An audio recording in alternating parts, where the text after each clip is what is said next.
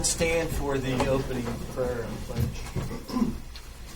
Father in heaven, bless us as we gather today for this meeting. Guide our minds and hearts so that we will work for the good of our community. Teach us to be generous in our outlook, courageous in the face of difficulty, and wise in our decisions. Thy will be done. Amen.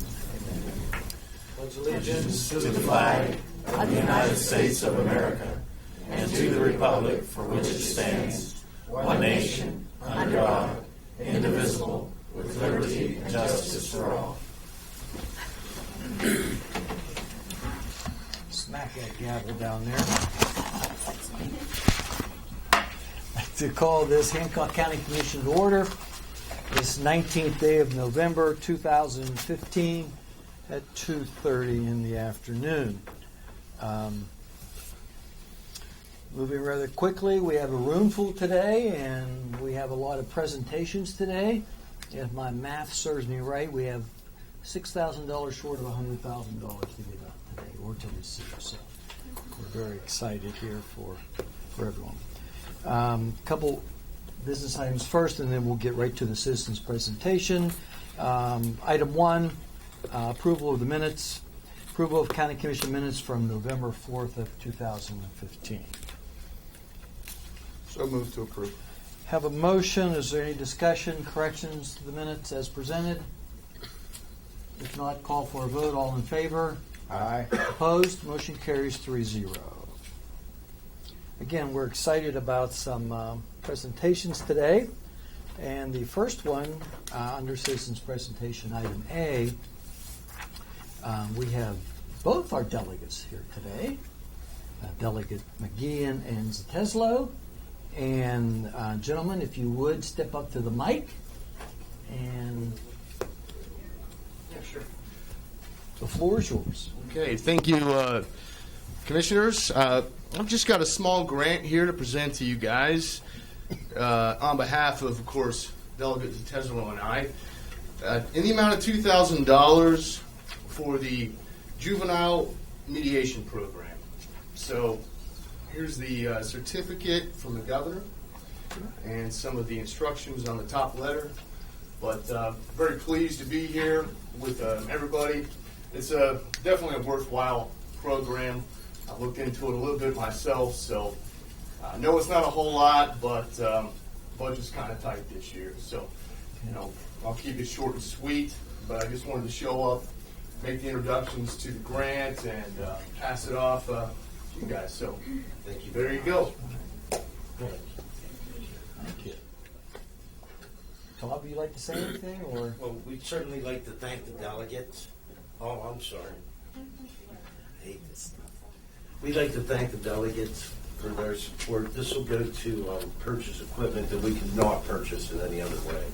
And we really appreciate it. Furthers our mission of preventing kids from going to facilities. We do court diversion for children, juveniles in the Northern Panhandle. And this goes to further that. So thank you very much. And as always, we'd like to thank the commissioners for their support throughout the years. Thank you very much. Just one more short note on that, and I'll be getting with you guys after this meeting if you got a moment. But we're going to be trying to tackle some issues this coming session with some legislation I'll be introducing to help this program and juveniles in general throughout West Virginia. So, very important program. Very happy to be here. I know it's small again. But you got to remember, we're looking now at almost a $300 million deficit in the state's budget walking into January. The economy's still struggling here in West Virginia. In my view, it's probably not going to turn around for some time. We're going to do our best to make sure we're fiscally responsible, but in a very responsible kind of manner, and we're going to make sure that we try to keep all of these essential type programs very fiscally sound. So we are facing some problems, some very stiff problems, but I just want to emphasize juvenile programs for our children. We're going to try and make sure that we keep those as sound and monetarily funded as can be expected and possible in this kind of harsh environment. So just want to add those comments. Any questions, of course, I'm available. Delegate Teslo, I know, is available, but I'll stick around and we'll talk about some more specifics. Okay? Thank you. One thing I was going to say is, times are tough everywhere. We all know that. If we don't take care of our youth at a cheaper cost today, they become an expensive cost later. And I know downstate that the dollars are tough, but we're seeing rising increase in our jail costs by the month. And programs like this, and the Comfort House was here earlier today, and they had some major issues and concerns about dollars too. But if we can help those at a younger age, maybe at the long end of the term, we won't have those huge expenses when they start to get teenage, 18, 19, 20-year-olds, where we can start, where they have to go, we don't want them to go, and then that still costs us money. It costs the state money. So anything you can do for the kids, particularly back home, it's beyond appreciated. Yeah, and those are noteworthy comments. It breaks my heart to see some of the youth of the state coming from broken homes. A lot of it has to do with the economic erosion over the years. So, we're going to be trying to look into efficiencies, ways that we can catch youth, especially those that are subject to substance abuse problems, that go through the drug courts now. We're going to be focusing, I know I am, and several of my other colleagues are going to be focusing more on trying to get treatment, more accessibility to rehabilitation, right. Especially for our youth. And I think that pays off in the long term. So, but I can talk about specifics.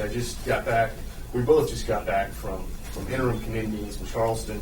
I'm part of a substance abuse working group right now we're hashing out, about 15 delegates, including myself, are hashing out ideas on juvenile justice, on things I've kind of talked about, put together some more comprehensive legislation to address this epidemic that we have, and we all know it affects everyone's lives. I mean, and we're familiar with it in the Northern Panhandle. So anyway, so with that, thank you. Yeah, just a short note to add to that. I was a little bit surprised when I got a notice from chairman of this commission the 1st of June that the funding for this program was going to be cut completely. And Mike, Chairman, you were kind enough to ask me to see what I could do, and I called the people who handle that program and told them I didn't think it was a very good idea. But another thing happened that was even better than that, and that was I happened to walk into my office, and the Brooke County prosecutor and a fellow named Marty Short, who was a lawyer for the Judiciary Committee, were there. And I said, "Did you see this?" And they said, "What are you talking about?" And I emailed them the letter saying, "In 1 month, your funds are cut." Well, the gentleman, the attorney, Mr. Short, said, "I will send a letter to you to sign under your name, and that you need to send to these people." Well, the letter was pretty to the point, asking why you would do something that the legislature, why would you cut something that the legislature passed? That's not a very, very good thing to do. But before I could send the letter, the funding was restored. So somebody obviously saw that they made a mistake, and I was happy to do that. And the only reason for this story is to thank you for getting in touch with me. That's the way the system should work. And we're all in the suit together. Needless to say, in this, as Pat was alluding to, this is a fight we all have. It's our fight. So, and that's enough said about that. Thanks once again. Well, I appreciate your efforts. It's just my phone call, but you carried the ball once I handed it off to you, so we appreciate that. That's what I'm here for. Okay, on to better or more happy news. Governor has a letter here saying that the funds, pleased to approve your request in the amount of $5,000. These funds will enable you to assist the Newell Community Improvement Coalition with the lighting project at Laurel Hollow Park. And it's, as usual, please fax the certificate in, et cetera, et cetera. You gentlemen understand how to do all that stuff. So it is real pleasure, and I believe Mrs. Enix, you're here to receive this. Yeah. All I can say is keep the lights on in Laurel Hollow Park. There you are.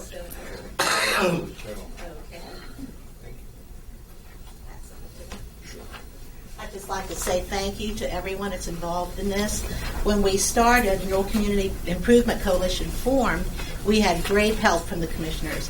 They literally forged the trails in Laurel Hollow Park. They actually went in and made trails for us to get started. It's been a lot of hard work. Thank you to our state government. I mean, without them, I don't know where we'd be. We wouldn't be here right now. But thank you, gentlemen. We appreciate it greatly. Thank you. Okay. Thank you, gentlemen. Moving along. Now, these are pastors' grants. They're giving us the check, but we don't get money. We're just responsible, and we delegate out those funds whenever they ask to be spent. So. Our next presentation is Pat Ford, Executive Director of the BDC. And I think he's going to talk to us about an award from Huntington Bank. Mr. Ford, the floor is yours. Sir. Thank you. It's an honor always to be before you, gentlemen. And today we have a great announcement today. About a year ago, we engaged the Northern West Virginia Brownfields Assistance Center in Morgantown, and they have a representative here today, Mr. Luke Elser. And they approached us with the idea of having what they call a Bad Building Summit for the Northern Panhandle. And Bad Buildings stands for Brownfield, Abandoned, and Dilapidated Structures. And the premise of this is they saw, the Brownfields Assistance Center saw that the cities of Weirton, New Cumberland, and Chester in Hancock County, and then also Wellsburg and Bethany and Beach Bottom in Brooke County were very interested in working together to address the number of bad buildings that we have in our area. And what meshed with the mission of the BDC is that we needed to do everything that we could to address some of the blight around the areas that we were aggressively marketing to national and international prospects to want to come and locate into our region. And it was with that early discussion that Luke Elser really worked hard with a delegation from the Northern Panhandle to have a Northern Panhandle Bad Building Summit. And BDC sponsored that, and we had it in August at Mountaineer. And what was really exciting about that is we had representatives from all the municipalities there talking about how we identify, map, and quantify the extent of this problem, and then start discussing solutions to address this issue. And it was about at that time that, after we had that summit, that I received a phone call from Lisa Quattrocchi from Huntington Bank. And she was very interested in what we were doing, in particular in Hancock County, to address the bad building issue in this particular area. And so her and her partners at Huntington Bank scheduled a meeting with Marvin and myself to identify where they could plug in to assist us to address this community challenge. And I'm going to turn it over to Lisa to let her explain to you how they thought that they could help us out. So, Lisa, could you?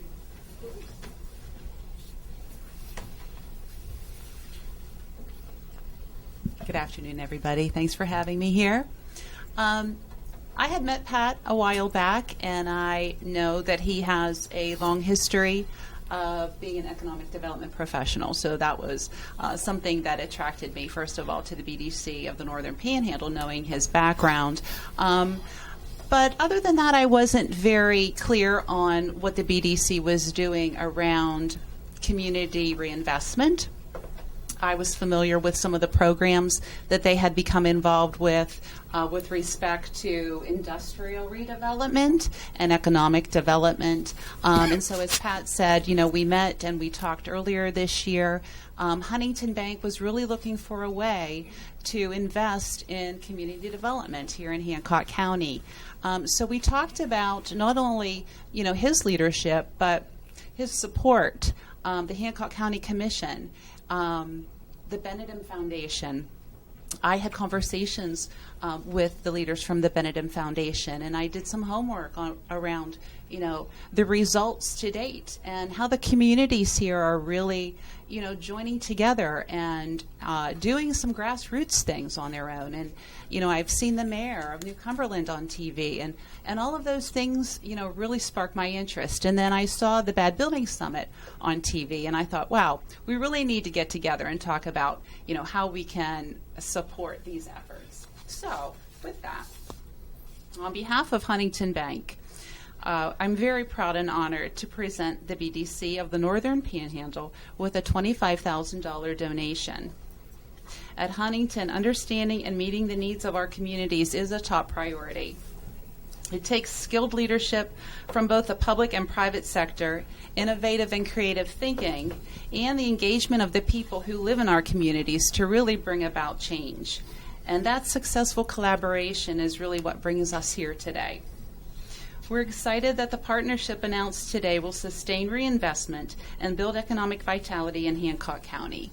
And we really do hope it will encourage all property owners to reinvest in their neighborhoods as well.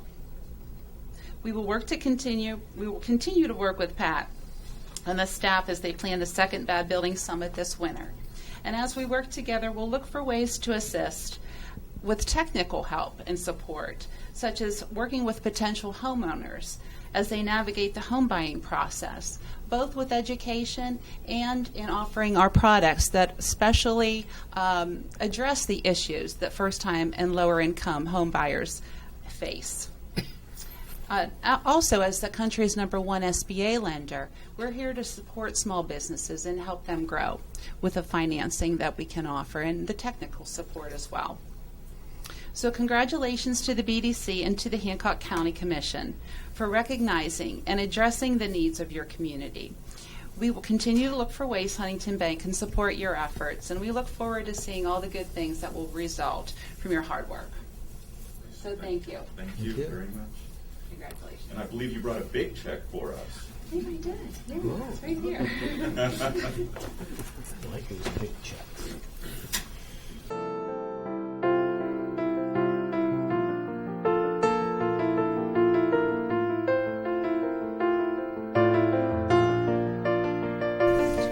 Commissioners, also, since I have a number of our board members here and also mayors, the BDC has met regularly about our approach to bad buildings. And although I will continue to tell you that addressing these bad buildings is a little off our mission of business recruitment and retention, we can't help but all agree that it's part of a holistic approach to economic development.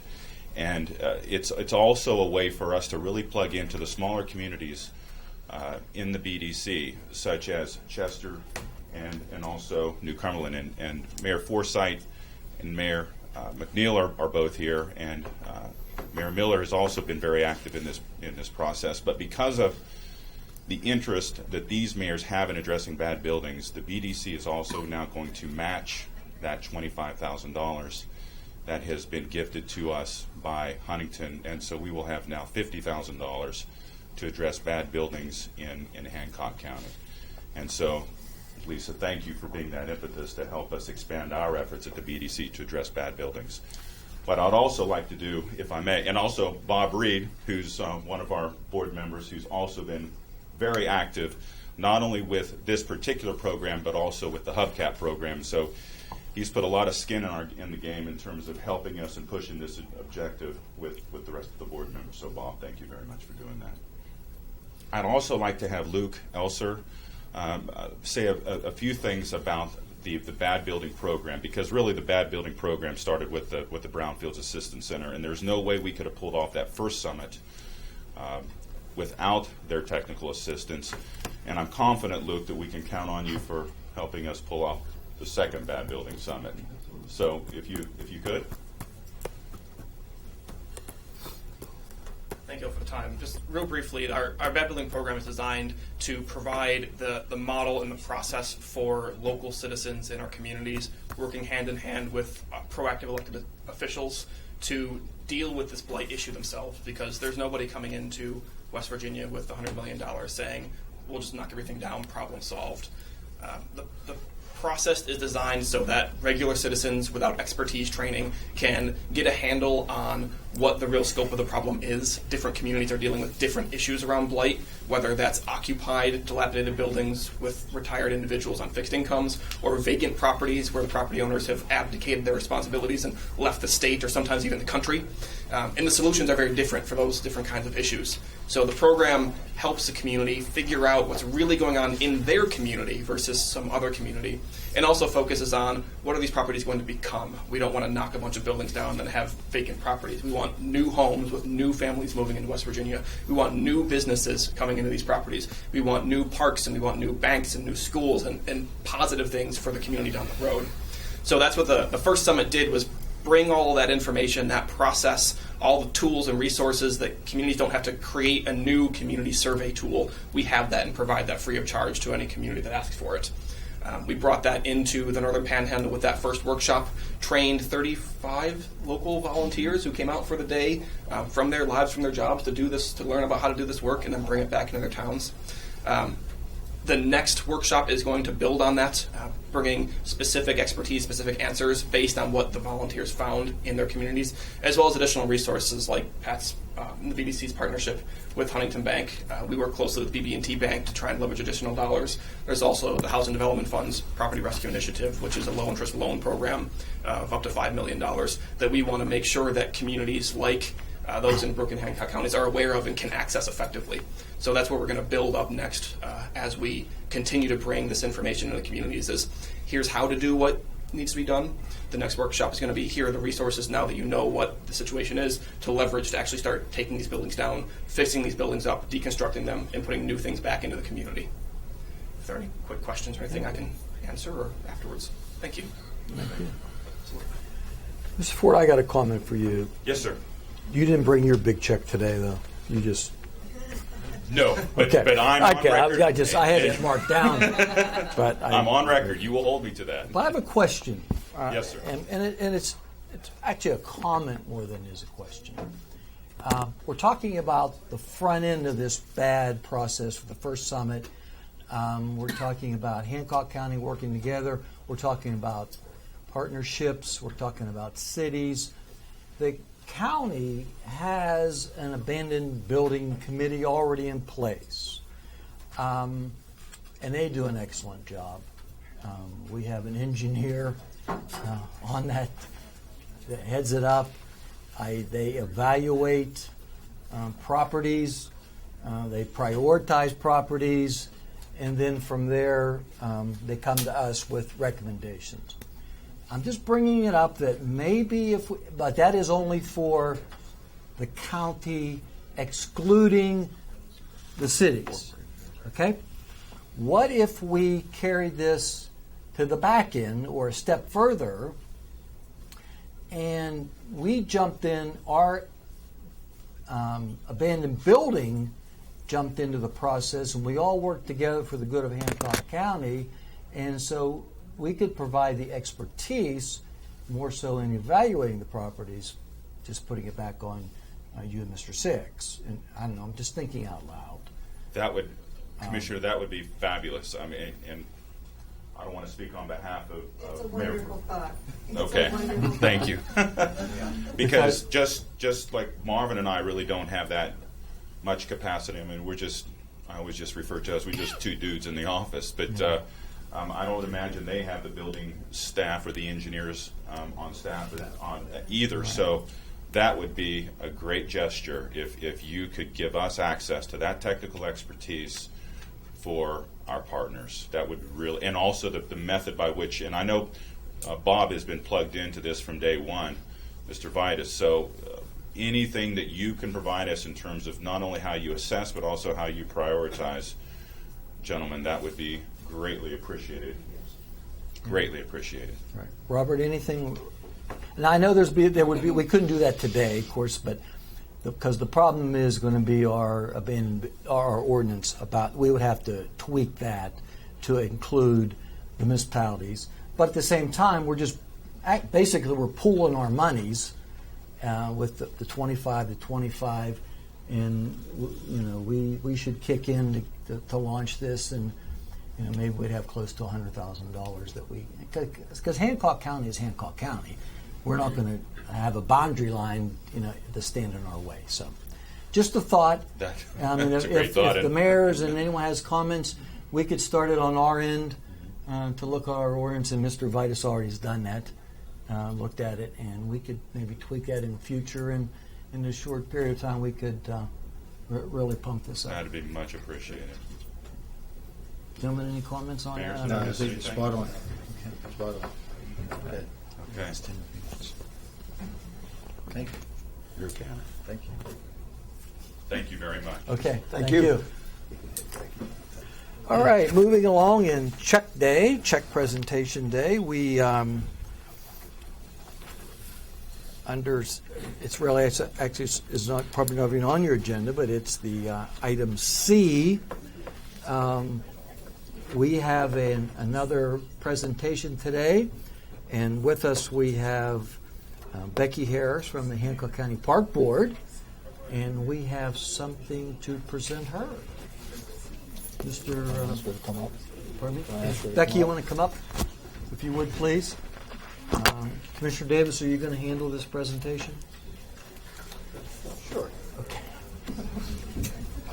On behalf of the Hancock County Commission and the Governor of the State of West Virginia, Land and Water Conservation Fund Board, the Hancock County Park Board is going to be receiving a $62,150 grant. And this is going to be used for the construction of restroom and concession stand facilities at Gas Valley Road at Parks and Recreation. But most importantly, this grant wouldn't be possible if our County Administrator, Bob Vitus, would have not worked so quickly in a 3-day period to make sure that we got it.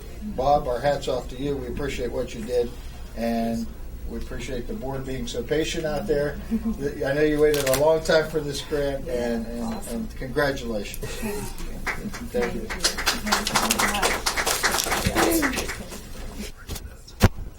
Okay, it's been a good start to the meeting. If my math's correct, it's right around $94,000 of checks today we've received, so that's always a good thing.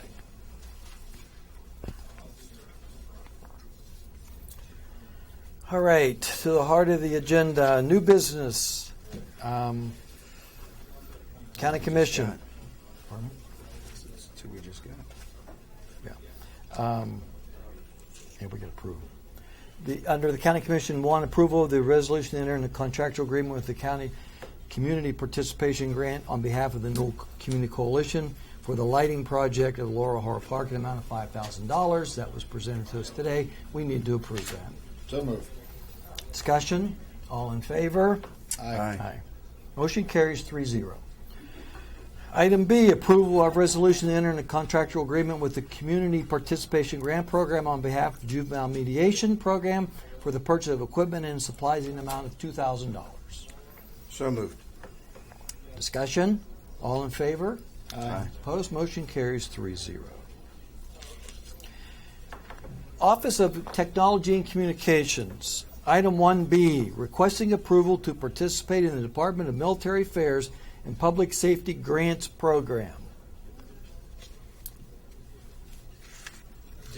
Just briefly, Mr. Jones and Mr. Over in our emergency management office have been contacted and have been doing some work on receiving 2 grants.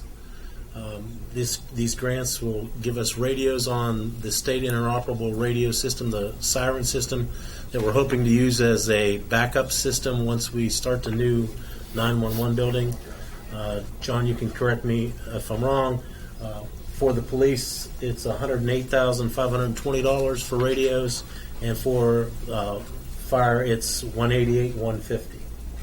So these are grant money coming out of the Department of Homeland Security. Yes.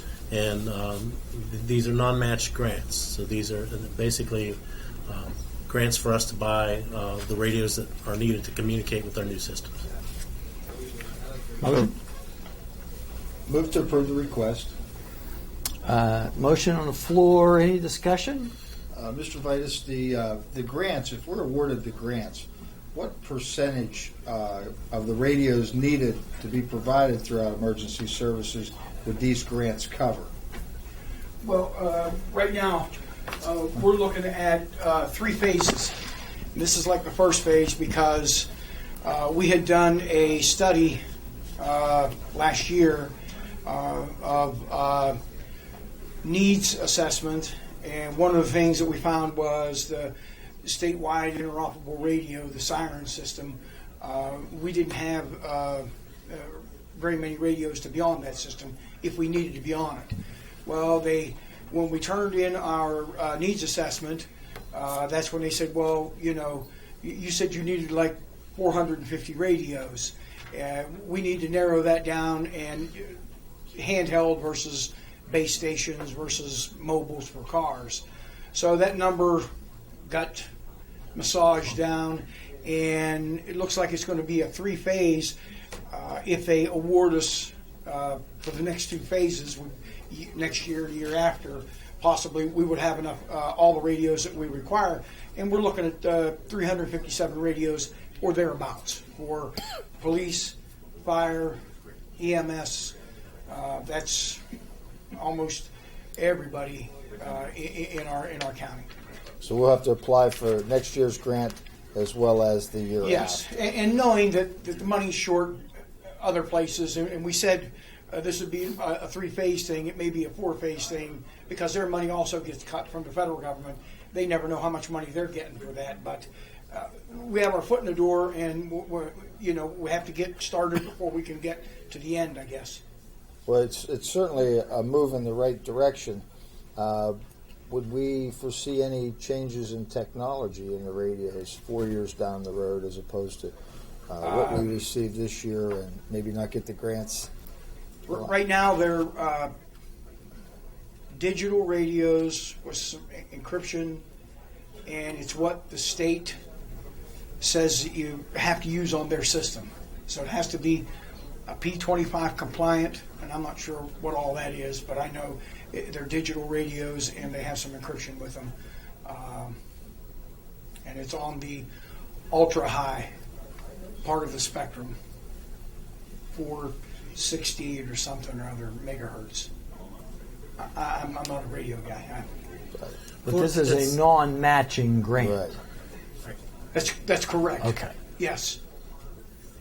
Because my question was going to be the same. Is this the pinnacle of radio communication? Because this isn't our first go-around with what system we're going to be on and what system's out there and what you can and can't afford. But if it's a non-match, I think my question's moot. Yeah, I think it's $300,000 total, or something like. Yeah, $296,000. Yeah. All right. Okay. All right. Thank you. The megahertz band is almost equivalent to what we're using right now on our UHF side.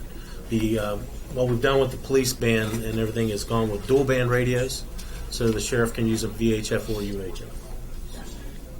Okay. Great. No further questions. No further questions. A vote on the motion. All in favor? Aye. Opposed? Motion carries. B2, requesting approval to hire Brian Allison as a part-time dispatcher to the 911 Center effective today. Okay. Move to approve. Any questions, concerns, debate? If not, all in favor? Aye. Opposed? Motion carries. B3, requesting approval on behalf of the ABOC to enter a contractual agreement with Ustock Construction for the demolition of one property. That's our abandoned building committee. Move to approve. Discussion? This is one example of trying to clean the county up. Building's probably been vacant for how long, Bob? It was burnt down? I think the first fire was 3 years ago. Yes. And so this is our attempt to clean the county up. It's the beginning, and hopefully with what we got today, we can keep moving in this direction. And this county is located in the extreme north end of the county in an unincorporated area. Further discussion? Call for a vote. All in favor? Aye. Opposed? Motion carries. Sheriff's Department, C1, requesting approval of a new member of the Hancock County Sheriff's Reserve, George Willis. Move to approve. Discussion? All in favor? Aye. Opposed? Motion carries. 3-0. Miscellaneous exoneration orders approval. Move to approve. Okay. Both excited about that. Discussion? All in favor? Aye. Motion opposed? Motion carries. General county bills. Karen? They're $201,087.99, and the B card payment for all funds is $55,357.75. Move to approve to pay the bills. Discussion? All in favor? Aye. Opposed? Motion carries. Animal shelter levy fund bills and requisitions. They're okay to pay. Move to approve. Discussion? All in favor? Aye. Opposed? Motion carries. Fire allocation bills, requisitions. They're okay to pay. Move to approve. Discussion? To pay? Vote? All in favor? Aye. Opposed? Motion carries. Library levy fund bills. They're okay to pay. Discussion? Move to approve. Now discussion. I get it backwards. Vote. Let's vote and get this one out of the way. All in favor? Aye. It's been a long day. Opposed? Motion carries. Shelter workshop levy fund bills and requisitions. They're okay to pay. Move to approve. Paying a lot of bills today. All in favor? Aye. Opposed? Motion carries. Elected officials, county commission. Karen, anything else with the budget? I asked Karen if she could enlighten us a little bit on how much the regional jail bills have went up and how that may have a negative impact on our budget. Last year, the jail bill averaged around $40,000 a month. This far into this fiscal year, we're averaging over $51,000 a month. Did you say 51? Yes, sir. And they're gradually increasing. 120 trending.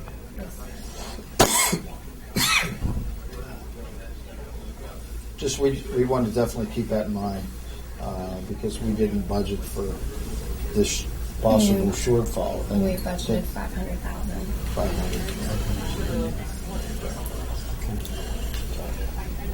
Yeah, we'll have to work at that. And even though that sounds high, I remember Jeff at one time, $900,000 a year. that bill was approaching, I remember saying, this bill is going to approach $1 million. So it has been cut. There's been a lot of work on that. It has been cut back, but still it'll creep back up. So we'll keep on. Thank you. Anything else? No, sir. Counselor? Nothing today.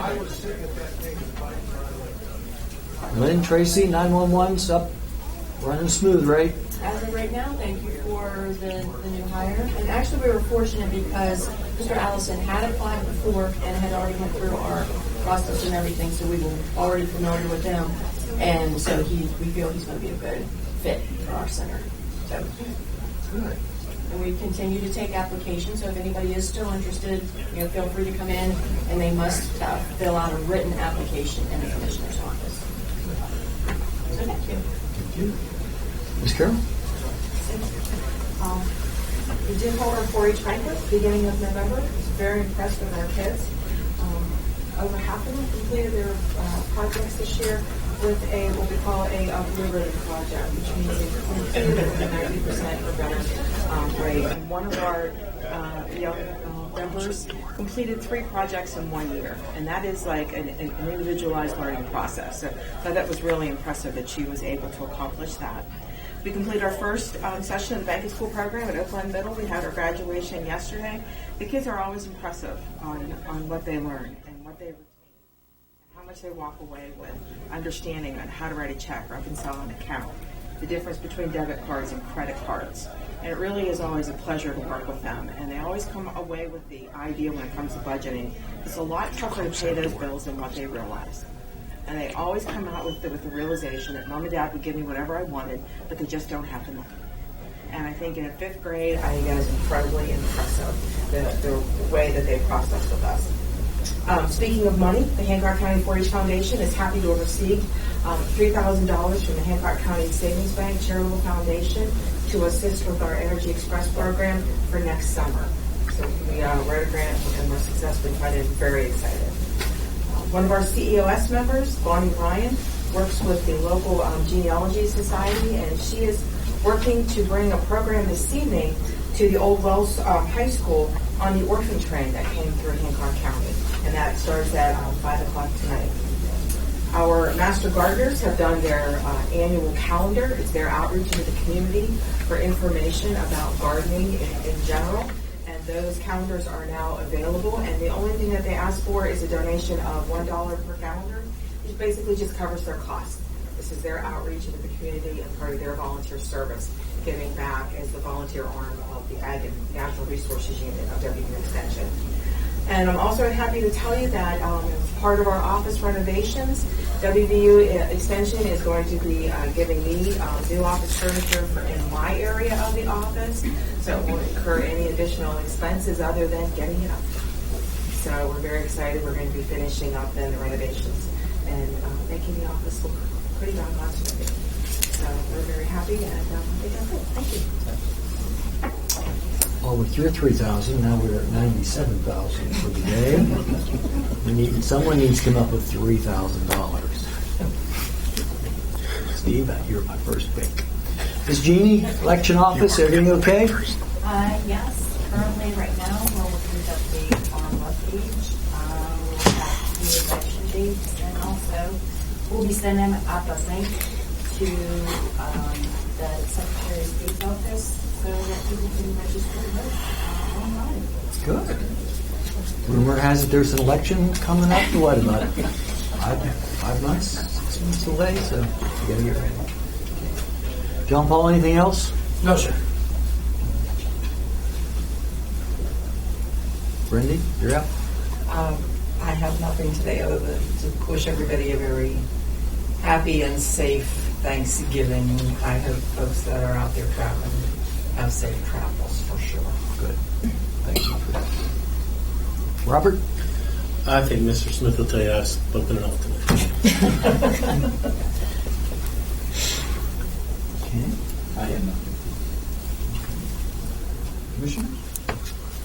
I'd just like to wish everybody a happy, blessed Thanksgiving. When you see what went on today here, and so many things, we had 3 people here and we're done in 12 minutes.